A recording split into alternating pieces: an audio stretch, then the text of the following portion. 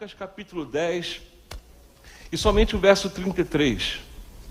Lucas capítulo 10, somente o verso 33, que diz assim: certo samaritano que seguia o seu caminho passou-lhe perto e vendo-o, compadeceu-se dele. Certo samaritano que seguia o seu caminho passou-lhe perto e vendo-o, compadeceu-se dele. Fecha os olhos mais uma vez. Pai de amor, essa é a tua palavra, nós te agradecemos. Nós pedimos ao Senhor, Deus, fale conosco. Nós necessitamos ouvir a tua voz. É a tua voz que nos fortalece, é a tua voz que nos direciona, é a tua voz que conserta os nossos erros, é a tua voz que nos coloca no caminho de volta, ó Deus. E nós precisamos sempre ouvir a tua voz. Eu necessito muito da tua voz, Deus, para que eu possa prosseguir, para que eu possa fazer a tua vontade. Eu preciso da tua voz, Senhor, para que quando eu tentar fazer a minha vontade, e quando o meu eu, porventura, quiser sobressair, ele possa voltar ao lugar devido, para que o Senhor cresça e eu diminua. Por isso eu careço sempre da tua graça, Deus, e que eu viva, que eu me coloque atrás da cruz, que o Senhor cresça e que eu diminua. Somente a sua voz nesse lugar, para nos repreendermos todo o espírito imundo, tudo que não provém do Senhor, Deus. Todas as vozes que tentam, ó Deus, chamar a atenção para aquilo que não é a tua voz, nós repreendemos agora em nome de Jesus. E pedimos, fale conosco, que seja só o teu Espírito Santo, nesse momento, ó Pai, em nossas vidas, em nome de Jesus. Amém e amém. Irmãos, eu confesso aos irmãos que eu fiz muitas coisas certas na vida. Eu fui um cara que eu fiz muitas coisas certas de verdade.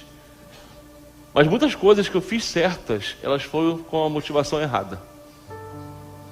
E aí você vai ver que nem sempre o que é certo, nem sempre o que é bom, quando se tem a motivação errada, faz com que você esteja feliz. E muito mais do que isso, nem sempre aquilo que você faz certo com a motivação errada faz com que Deus se alegre de você e de mim.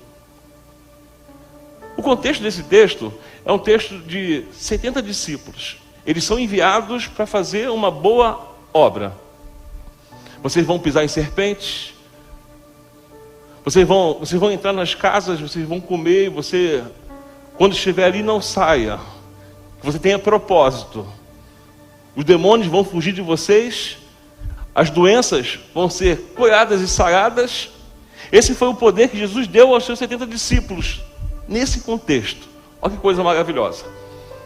E aí quando se desenrola o texto, os discípulos eles regressam. O texto fala o seguinte: os discípulos regressam a Jesus. E o texto diz exatamente assim, ó, eles regressando a Jesus com muita alegria, contaram-lhe tudo o que aconteceu. Os demônios ficaram submissos, porque o poder de Jesus estava com eles. Os enfermos foram curados porque o poder de Jesus estava com eles. E o texto vai falar que eles voltaram alegres e falaram isso com Jesus. Não é uma coisa boa? Não seria uma coisa boa você receber uma intimação, um poder para fazer alguma coisa e você exercer aquilo? Aí Jesus faz uma repreensão a eles. Olha o que Jesus fala assim, ó: vocês não devem se alegrar porque os demônios ficaram submissos àquilo que eu dei a vocês. Vocês precisam ficar alegres porque o nome de vocês está escrito no livro da vida. É ele falando o seguinte, ó: vocês fizeram a coisa certa, mas a motivação está errada. A alegria de vocês não pode estar baseada naquilo que vocês fazem. A alegria de vocês deve ser baseada em quem vocês são. Vocês são um povo escolhido para morar no céu. E aí eu vejo o povo, os discípulos felizes e alegres, porque estavam voltando, cumprindo aquilo que Deus chamou para que eles fizessem. Jesus fala o seguinte, ó: fizeram a coisa certa, vocês estão alegres, que a alegria continue, mas que a motivação também seja certa. E quantas vezes eu e você não fizemos isso? Nós fizemos eu fiz a coisa certa, eu estava feliz e de repente bateu a tristeza. E quando bate a tristeza pelo aquilo que você fez de uma coisa certa, é porque a sua motivação em algum momento ela se perdeu. Jesus sabia se a alegria dos discípulos fosse por aquilo que eles fizerem, pelo poder que foi dado a eles, em algum momento eles iriam se perder. Porque a nossa vida cristã não é feita de obras. A nossa vida cristã é feita de perseverança. A obra é o cumprimento daquele que permanece. Essa é a grande realidade. E é por isso que tem pessoas frustradas porque antes fazia e hoje não fazem mais. Tem pessoas que se perdem no caminho porque a sua motivação durante o percurso.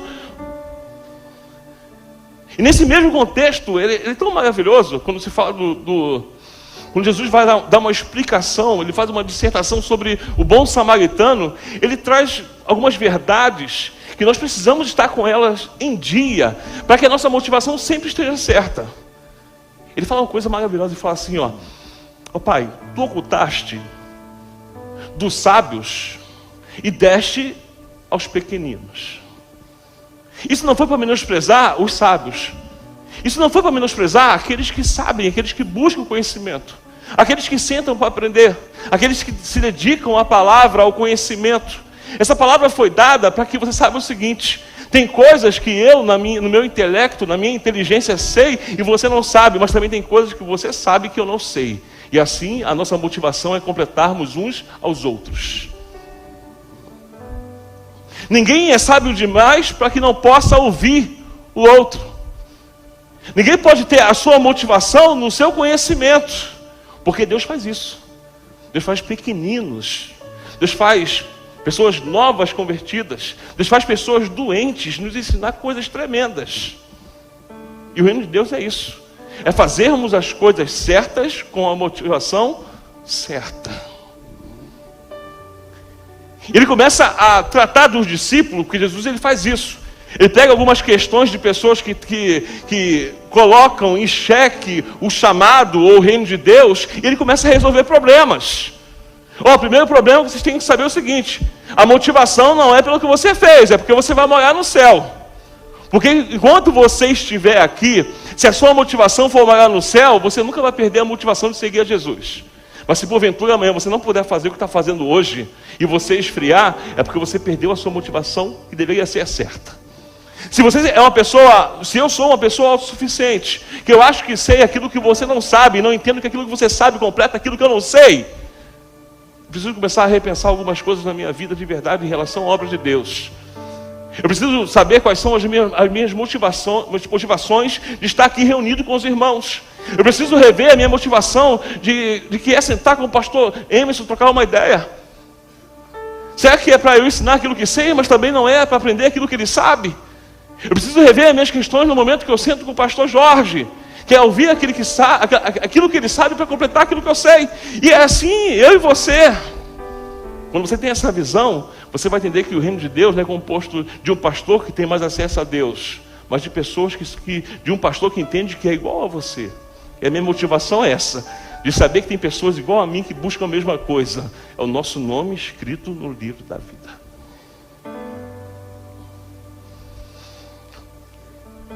E quando ele está botando as coisas no lugar, o texto vai dizer que Jesus chama os discípulos no particular. No mesmo texto, ele chama os discípulos no particular. Vem cá, vamos conversar, porque tem coisas que é só com vocês. Deixa eu bater um papo com vocês, porque tem palavras, tem direcionamentos que é exclusivo para vocês.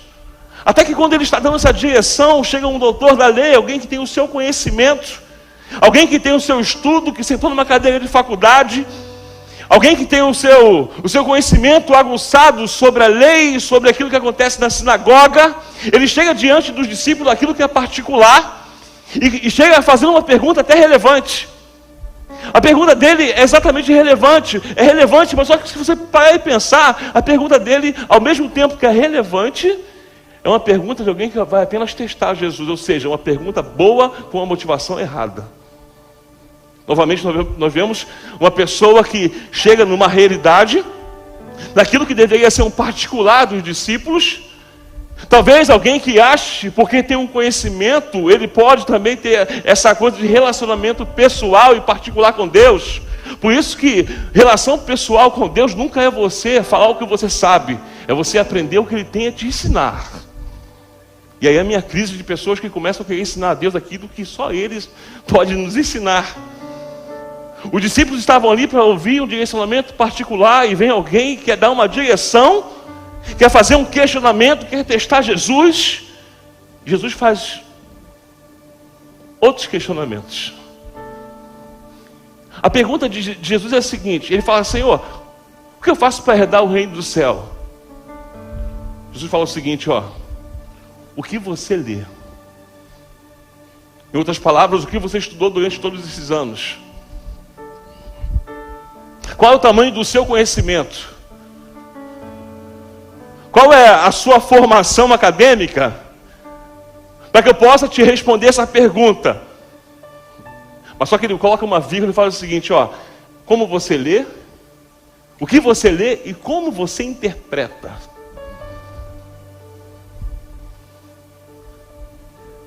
E aí começa a indagação, porque um homem que tem conhecimento chega diante de Jesus, faz uma pergunta relevante com uma motivação errada, ouve uma resposta que também é uma pergunta, porque Jesus confronta naquilo que é o conforto dele.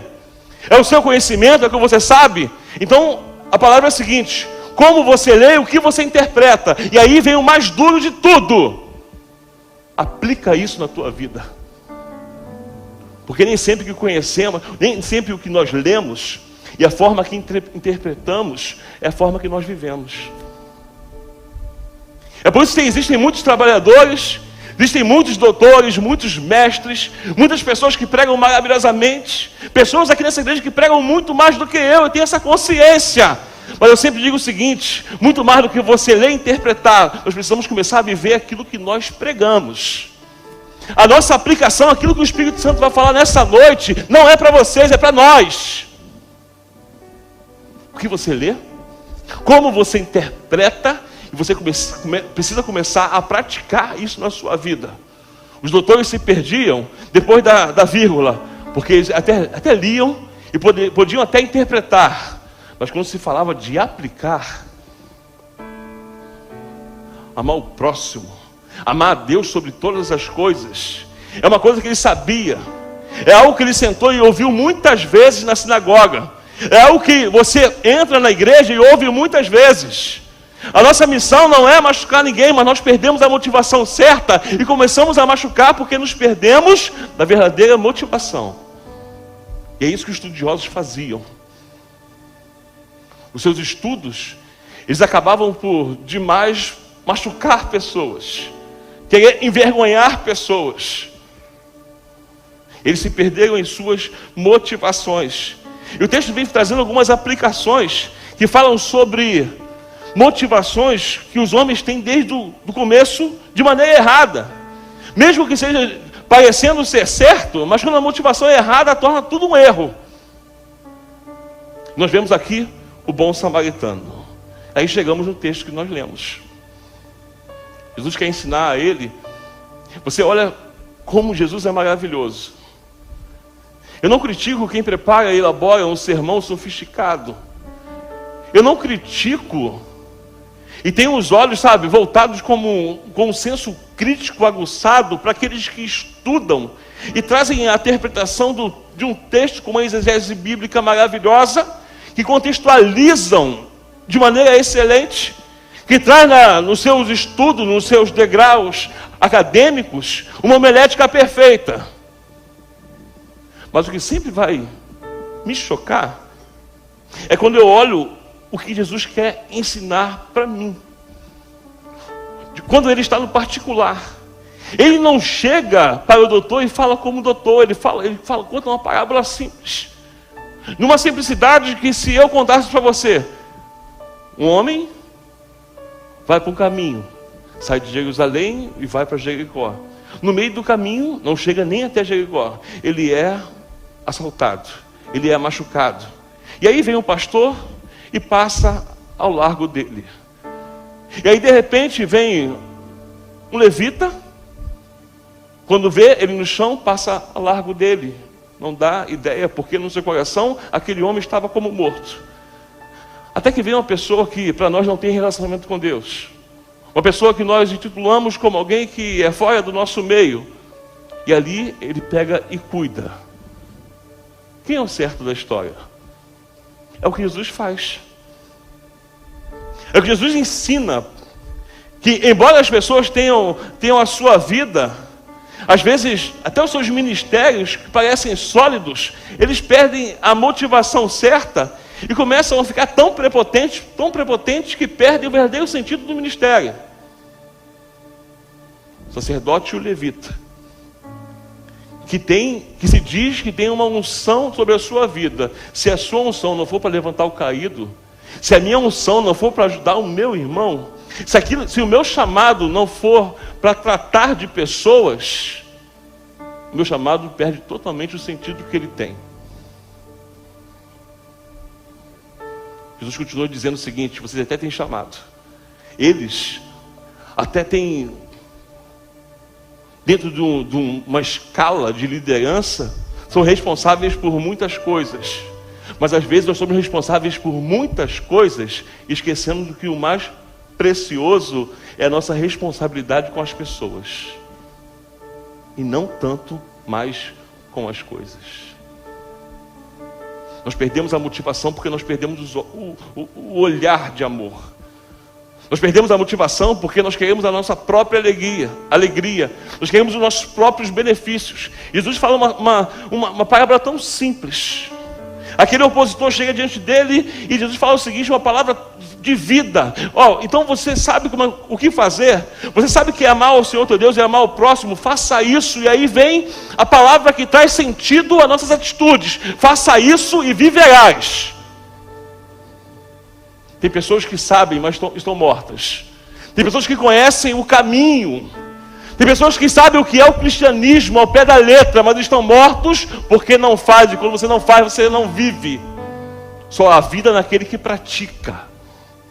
Aquele que não pratica aquilo que sabe, aquilo que conhece, ele está morto por dentro. Quando você fala alguma coisa e a sua atitude é ao contrário daquilo que você fala, eu te encorajo em nome de Jesus a buscar a vida que há em Jesus, porque só praticando a sua palavra que você vai encontrar vida, a vida em Cristo de verdade. Crentes que se acham sacerdotes, crentes que se acham os levitas, mas se acham por causa de um posto, onde nossa atitude deveria ser a atitude do bom samaritano. Perdemos a motivação. E aí ele pergunta porque ele não fica satisfeito. Não, calma aí, eu aplicar.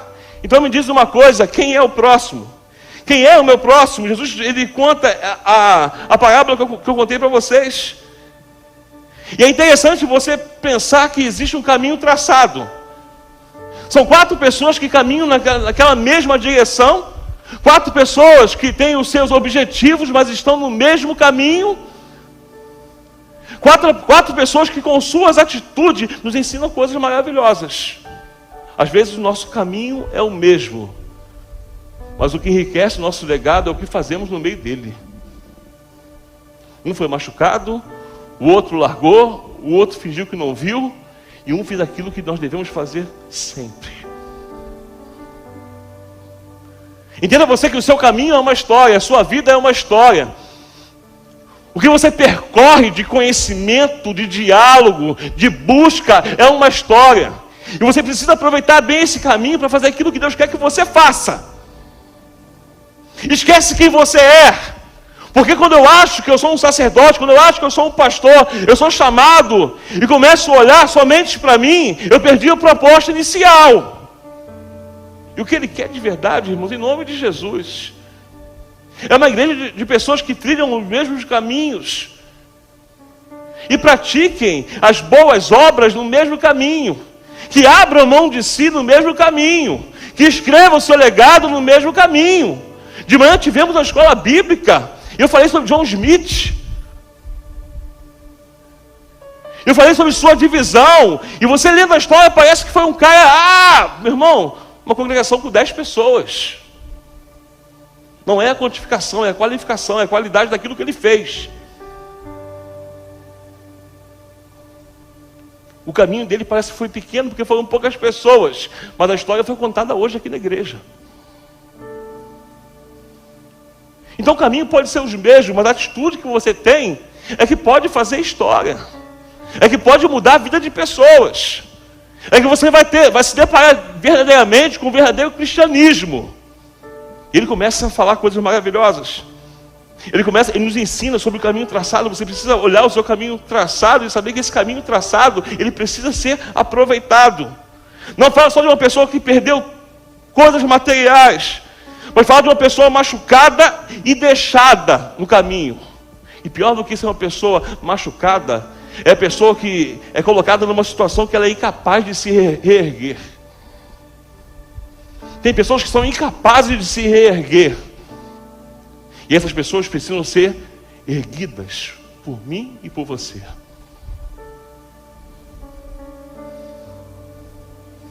E aí nós falamos que passou ali o quê? O sacerdote, passou o levita. E logo em seguida, qual foi o nome de quem passou? Qual foi o nome? 2 nomes. Quem foi que passou? Gente, a palavra o nome o quê? Gente, bom. Nome de Jesus. Qual o nome do cara? Vamos lá. Qual o nome do cara? Não vou pregar mais se você não falar. Qual o nome dele? Você pode falar mais forte? Qual o nome dele? Você está vendo aqui? Olha que coisa interessante, André. Eu perguntei o nome dele. A Bíblia não fala o nome dele. Sabe por quê? Fala de onde ele é e o seu caráter. Você, quando faz aquilo que você é chamado para fazer, você não precisa aparecer. Tem pessoas que não vão ser conhecidas pelo nome, mas são conhecidas pela obra. Tem pessoas que não são conhecidas pelo nome que assumiram no seu posto, mas pelo caráter que tem diante de Deus e da sua vontade. O nome do cara, você falou bom samaritano, o nome não é esse. Nós falamos de origem e caráter. A obra de Deus não é feita pelo seu nome, não é feita pelo meu nome. A obra de Deus é feita sempre pelo nome do Senhor Jesus. E precisamos estar dispostos a levar esse nome, que é Ele que dá a vida.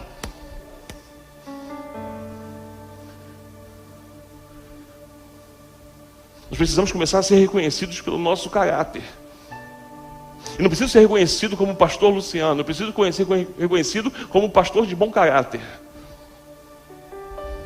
O pastor que sabe os seus limites. O pastor que entende que necessita de Deus. Um pastor que tem os seus erros, mas tem um Deus que conserta, que chama na chincha. E eu não posso abrir mão de ser alguém que está todos os dias disposto a fazer a vontade de Deus.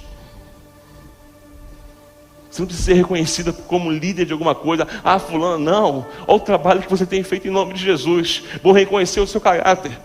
Vou reconhecer o que você faz. Vou reconhecer que você exerce bem o chamado por Deus. E o seu chamado por Deus sempre será para resgatar vidas. O bom samaritano está ali como alguém que está para resgatar vidas.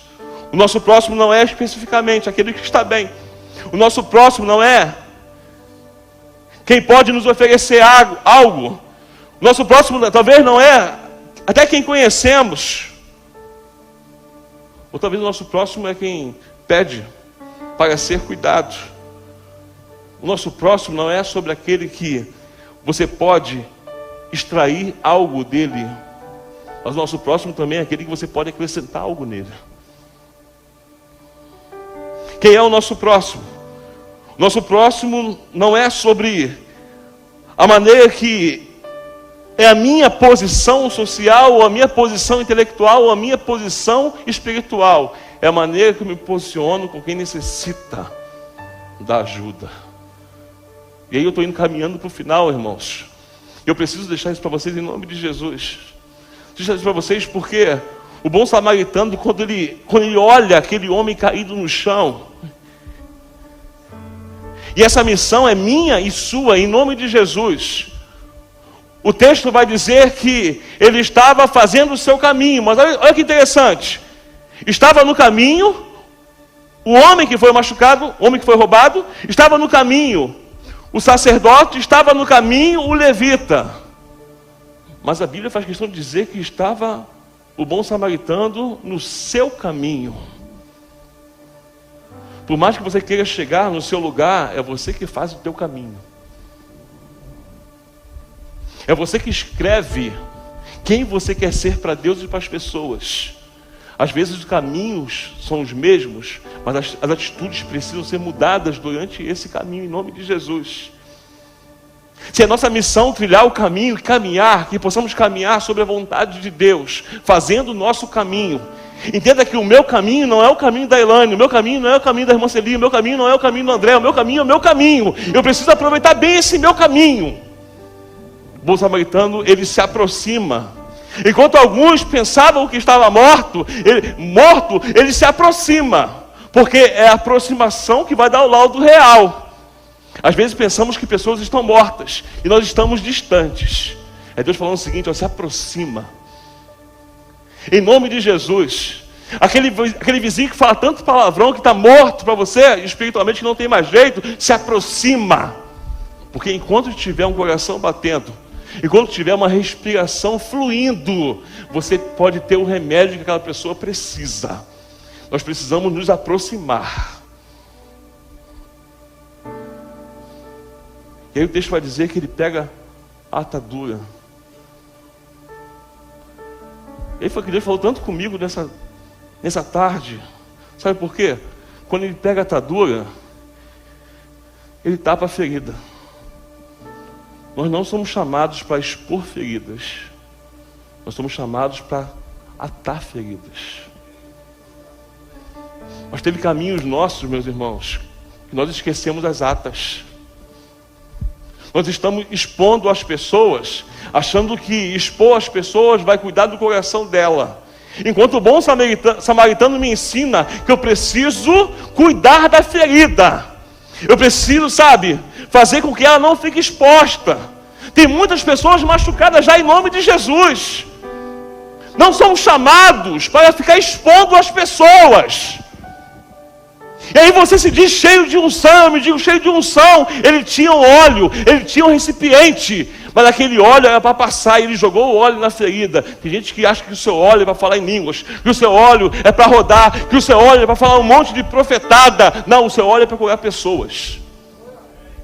O seu óleo, a sua atadura é para curar feridas em nome de Jesus.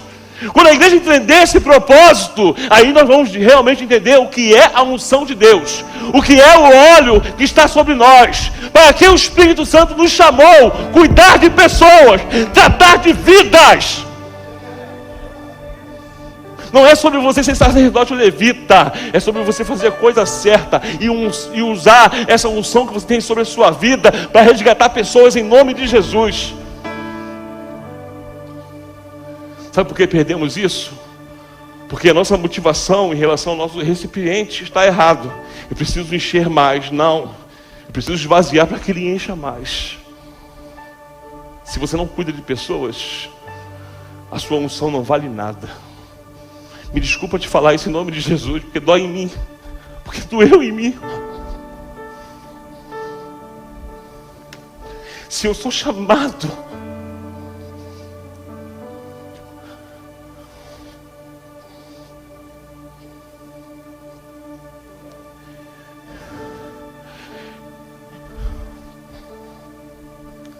e aquilo que Deus me empresta não for para levantar o outro,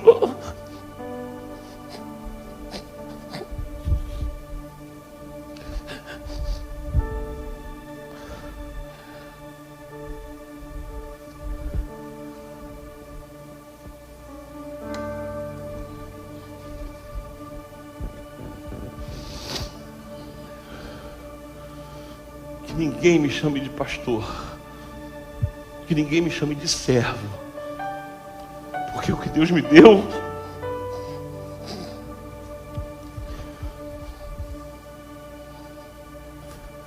é para dividir com vocês.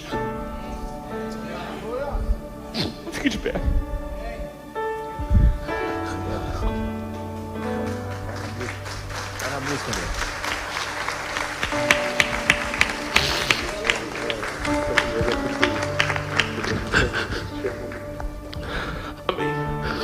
Eu não preciso ser reconhecido por ninguém. A minha glória é fazer com que conheçam a Ti e que diminua eu para que tu cresça, Senhor, mais e mais.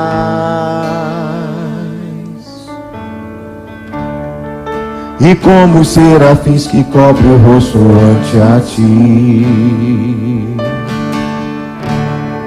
escondo o rosto para que vejam tua face em mim, e que diminua eu, para que tu cresça, Senhor, mais e mais. O Santo dos Santos, a fumaça me esconde, só os teus olhos me veem. Debaixo de tuas asas é o meu abrigo, é o lugar secreto. Só tua graça me basta, em tua presença meu prazer.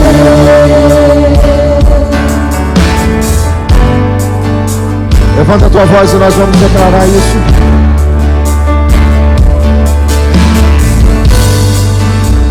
Como um grande coral. Eu não preciso ser reconhecido por ninguém. A minha glória é fazer com que conheçam a ti, e que diminua eu, para que tu cresça, Senhor, mais e mais. E quando os serafins que cobrem o rosto ante a ti, escondo o rosto para que veja tua face em mim, e que diminua eu, para que tu cresça, Senhor, mais e mais. O Santo dos Santos, a fumaça me esconde, só teus olhos me veem. Debaixo de tuas asas é o meu abrigo, teu lugar secreto. Só tua graça me basta, em tua presença meu prazer.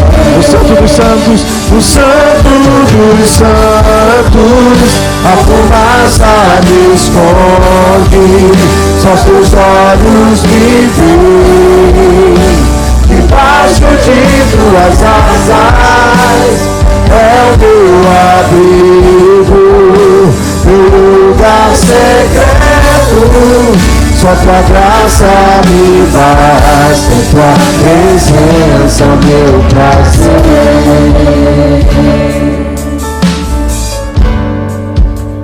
Você pode declarar isso?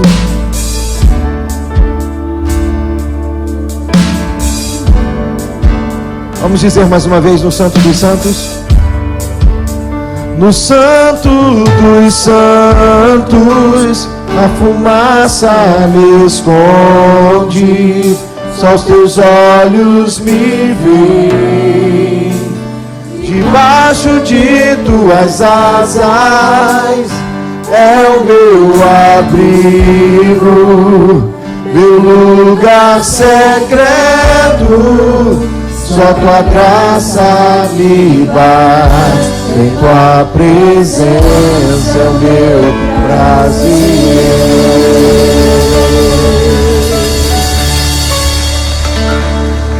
Posso olhar com você? Que está fazendo certo, que está até produzindo coisas, mas no fundo, a motivação, ela, você sabe que ela se perdeu. Pastor, qual a motivação? A sua motivação sempre tem que ser que o seu nome está escrito no livro da vida. É isso que Jesus me ensina. A sua motivação é que você faz é aquilo que Jesus faria. E Jesus, negaram ele. E Jesus foi visto como demônio. Jesus foi visto como o herege. Jesus foi visto como a negação da história daquilo que eles esperavam de Israel.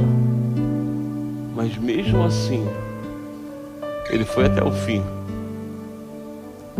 Porque a motivação dele é nos amar até o fim, amém, irmãos? Então não baseie a tua motivação por aquilo que você vai ser reconhecido. Não baseie a sua motivação por aquilo que Deus faz através de você. Baseie a sua motivação em que você tem um nome escrito no livro da vida, e nós queremos que muitas pessoas estejam com o nome escrito no livro da vida. Nós não vamos nos perder. Posso orar com você? Para que Deus renove a tua motivação, para que você não espere virar o ano para ver o que vai acontecer, mas que você esteja motivado, porque não vai ser no virar do ano que o seu nome vai ser escrito, seu nome já está escrito, e isso nos motiva, irmãos. Pai de amor, em nome de Jesus, essa é a tua palavra,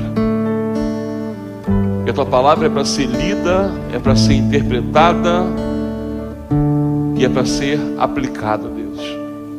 Nos ajude, ó Pai, em nome de Jesus, a aprendermos e retomarmos a nossa motivação. Que a nossa motivação sempre seja que em tudo que fizermos, a glória sempre será tua. De que em tudo que fizermos, ó Deus, nós temos como garantia a salvação e viver eternamente com o Senhor. O que nós temos, ó Deus, é que aqui vai passar. O que eu faço vai passar. O que eu digo vai passar. Mas a sua palavra é viva e eficaz e ela não passa. Isso alegra o nosso coração no Senhor, Deus. Isso nos motiva, nos leva para o caminho de volta. E eu te glorifico, ó Deus. Eu te glorifico, ó Deus, porque eu tenho a certeza de que o meu nome está no livro da vida. Eu te glorifico porque eu tenho certeza que eu ouvirei um dia: vinde bendito de meu Pai. E como eu anseio, ó Deus, ouvir essa voz. E como eu anseio estar com o Senhor, ó Deus. E enquanto esse tempo não chega, eu continue, ó Deus, fazendo a tua vontade, para a sua honra e para a sua glória, em nome de Jesus. Amém. Aplauda o Senhor, amém, irmãos?